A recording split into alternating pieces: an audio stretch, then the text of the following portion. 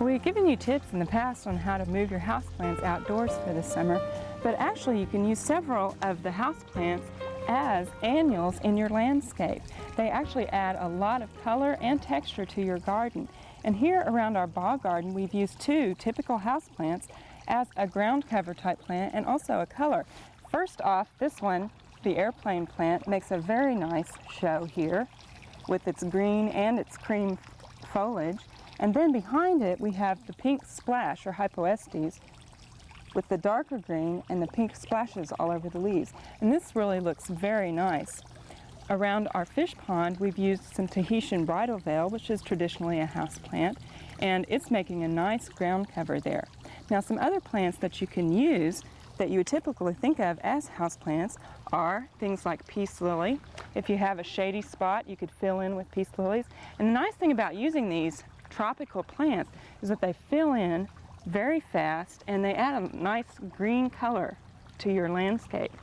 Also here we've got the arrowhead or syngonium, and that's a very nice looking plant that can add a lot of color to a shady area. And finally here we've got another one of the hypoestes, and this is the white splash plant instead of the pink. Now if you want to add a lot of color to your landscape, you can actually plant crotons outside, which have very brilliantly colored leaves, and they really add a big bang to your landscape. Well, all of these plants, because they're traditionally a tropical plant from the understory, need to be planted in a shady area. But if you're looking for a few tropicals that would take a little bit more sun, you might try something like the Dracaena with this nice spiky leaves and nice dark green color, or you can try the tricolor Dracaena, which has the pink, cream, and green leaves, and that adds a lot of nice color.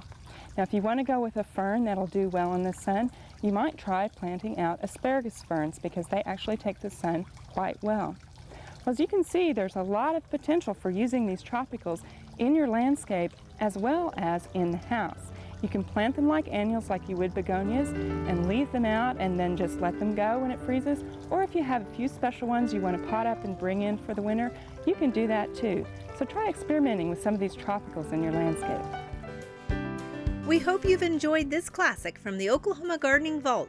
Remember, even though these tips and techniques are timeless, there's always something new to learn in the world of gardening. By subscribing to both Oklahoma Gardening and OK Gardening Classics, you'll have access to a wealth of gardening knowledge, both classic and contemporary.